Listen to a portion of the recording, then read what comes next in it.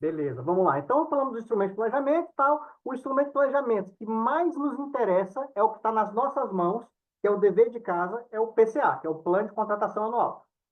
No seu órgão aí, pode ser que tenha outro nome, pode ser que nem tenha. Contudo, com a legislação nova diz o seguinte, olha, não é obrigado a ter, não.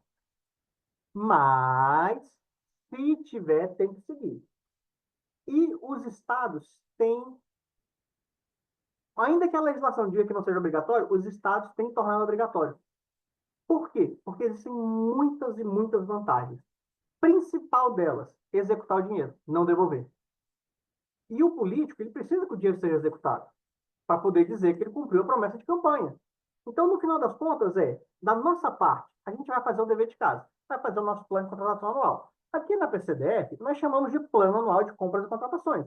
É na mesma, não faz diferença. Aqui, nós normatizamos. E guarda um paralelo com a normatização federal. Não é um negócio assim do além ou discrepante, não. Mas o nosso é um pouco mais antigo. E acaba, enfim, o ritmo, o formato é um pouquinho diferente, mas que não faz tanta diferença assim, não, porque o que importa é o conteúdo, né? Então, o que é o PAC? O PAC aqui para nós, na PCDF, né? É o quê? É o documento que materializa o plano de aquisições da Polícia Civil e Distrito Federal, visando garantir transparência, planejamento e agilidade no processo de contratação. Ah, então olha só. Qual que é o objetivo do PAC? Garantir transparência, planejamento e agilidade. Então, note que o PAC é um plano. Ele é um plano executivo que decorre do quê? Do planejamento. Planejamento é o ato, o efeito de planejar. O plano é a materialização do planejamento.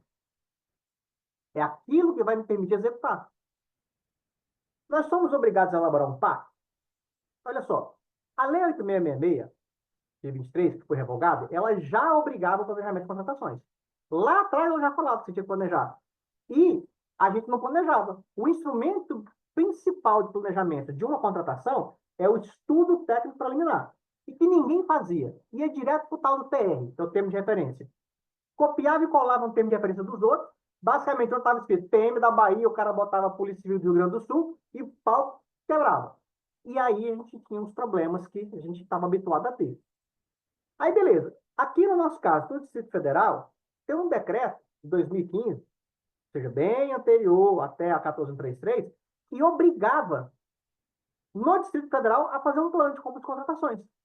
E ainda assim, o pessoal está pegando, não precisa disso, para quê? Sempre foi assim, né? A Instrução Normativa número 1 de 2019, da Secretaria Especial de Desburocratização, tá? Todo ano muda a porra desses nomes, né? Ele obriga o PAC na União. Ou seja, antes ainda da 1433, tá vendo? Já tinha todo mundo falando que tem que planejar, planejar, planejar. O funil vai só estreitando, só estreitando. Nós estamos no momento agora que não tem mais esperneio, não tem mais para onde ir. A corda já foi colocada no pescoço do gestor, já ajeitaram o nó e apertaram o nó. Se agora ele não fizer, aí estrangula. A portaria 117 de 2021 regula o PAC na PCDF. Ó, tá vendo? Nossa portaria aqui em 2021. Antes da 1433. A gente já estava preocupado aqui e a gente também não tirou o coelho da cartola, não inventou a roda. A gente está seguindo o que a legislação vem fazendo. Ó, o funil está fechando, está fechando. Eu vou esperar fechar? A corda já está no pescoço. Eu vou esperar enforcar? Não, né? Aí, olha só, a 1433 vai dizer o seguinte, ó, note que a lei é de 1º de abril. E só vai entrar em vigência um ano depois. Aqui, ó, 2 meses antes, a gente já estava regulando o PAC. E aqui ele chama de PCA, né? Depois vem um decreto que vai regulamentar o PCA, vai dizer, olha, o que é que tem que fazer. Então, se você for trabalhar aí no seu órgão com esse assunto, ou se você quer entender como é que funciona, esse decreto aqui, ó, é o decreto que é o passo a passo. Ele vai dizer, tintim por tintim, tem que ter isso, tem que ter aquilo, tem que fazer assim, tem que fazer assado. E, no próprio caso do Distrito Federal, além disso, tem um outro decreto local que dá regulamento a 1433. Moral da história, você vai ter que se atentar tanto ao regramento federal, que trata das normas gerais, quanto ao regramento seu estadual, que trata das normas estaduais. Eventualmente, o município pode trazer também alguns regulamentos específicos. Não é comum, mas pode acontecer. Pode acontecer, por exemplo, cotas reservadas para empresas familiares do município. Aí pode ter uma lei municipal que regulamente isso, né? Sei lá, para aquisição da merenda escolar. Algo pode estar algo nesse sentido, sim.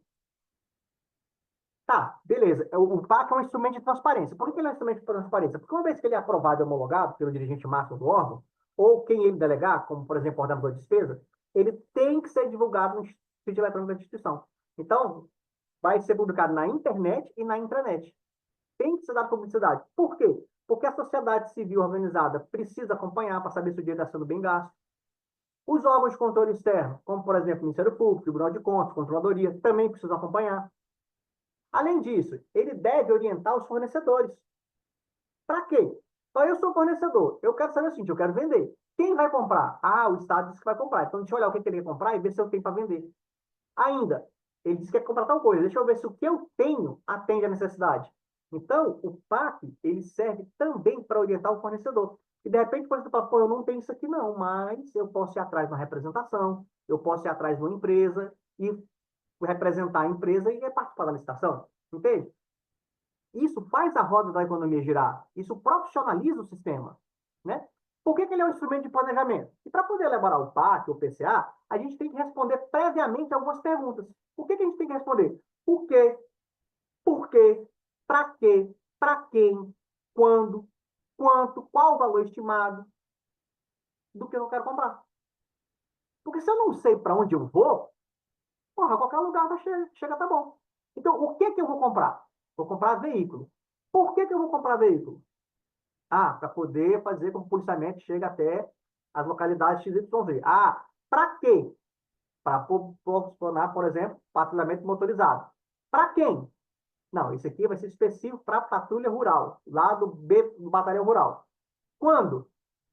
Para ontem? Não, para ontem não dá. Eu sei que não vai ser possível, por quê? Porque eu sei que gasta um tempo para poder elaborar o planejamento, para poder publicar o edital, para poder fazer o pregão, para fazer o contrato, para a empresa produzir, para a empresa me entregar. Todo esse prazo eu tenho que levar em conta. Então, assim, se eu quero que esse veículo chegue aqui em dezembro, quando que eu vou começar esse processo? Depende. Às vezes, dezembro do ano passado. Às vezes, 6 meses antes, sacou? Quanto que eu vou comprar? Ah, não, eu tenho aqui 8 unidades descentralizadas para atendimento rural. Para cada uma delas, eu vou comprar uma viatura. São 8 viaturas. Quanto custa cada uma? Ah, a estimativa aí, customizado, com rotolight, sirene, plotagem de adesivo, mais 200 mil. Ah, então eu vou comprar 8 vezes 200 mil. Sacou? Isso é o básico do básico do básico que eu tenho que pensar para fazer o planejamento. E às vezes nem isso a gente faz. Aí quem está na ponta fala, ah, precisa de viatura. Ponto. Aí ele quer que magicamente caia lá na frente lá uma viatura e uma viatura que preste, uma viatura que funcione. E não tem a conexão em todos aqueles atores da cadeia lá que a gente conversou, né? É difícil. Agilidade. Por que o PAC proporciona, ou o PCA proporciona agilidade? Porque se você segue uma sistemática de planejamento de contratações, os processos vão seguir um fluxo conhecido. Como assim? Tal setor faz isso, tal setor faz aquilo, tal setor faz aquilo, tal setor faz aquilo outro. Então, se você sabe quem tem que fazer o quê, e em qual ordem, em qual momento, você consegue controlar. Aí você consegue saber, sabe o quê? Quem está amarrando, quem está enrolando, quem são os gargalos. E aí você começa a colocar os pingos nos is. Aí diz, ah, CPL lá, comissão de licitação que não faz. Aí você vai olhar, CPL está guardando um cara lá atrás fazer e não fez.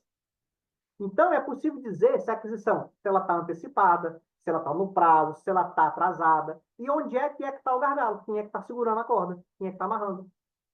Sacou? Porque é o seguinte, eu quero fazer aquisição de alimento para o preso, custodiado. O meu contrato vai vencer em janeiro. Uai, bicho, eu não posso esperar o contrato vencer para começar. Eu tenho que começar antes, porque eu sei que eu gasto um tempo. Só que é o seguinte, o contrato vai vencer em janeiro, já é dezembro, e não saiu ainda do setor solicitante, que a área técnica vai ter que fazer a especificação. Então, eu já sei onde é que está o gargalo. Já sei onde é que está o problema. Não, não. Já foi feito tudo e está lá na comissão de licitação parado desde março. Opa, então calma aí. Todo mundo para trás fez quem está parado lá, a gente vai lá, entende qual que é a dificuldade, onde é que está o gargalo e bota a roda para girar. Além disso, me permite fazer um calendário de compras. Porque eu sei que eu preciso que chegue lá a alimentação do preso em janeiro. Então, eu não posso licitar em janeiro. Eu não posso licitar em dezembro. Porque lá, inclusive, está no contrato, dizendo que o cara tem, sei lá, X dias para entregar o bem. Então, o contrato tem que estar assinado pelo menos X dias antes. Tá entendendo? Ah, eu vou comprar um uniforme porque vai ter o ingresso aí, vão ser nomeados 100 policiais. Qual que é a data prevista para a nomeação? 1º de abril. Então, esses uniformes têm que estar aqui antes de 1º de abril. Vai chegar o quê? Dia 30 de março? E eu vou ter tempo de receber, conferir, separar por tamanho e tudo mais?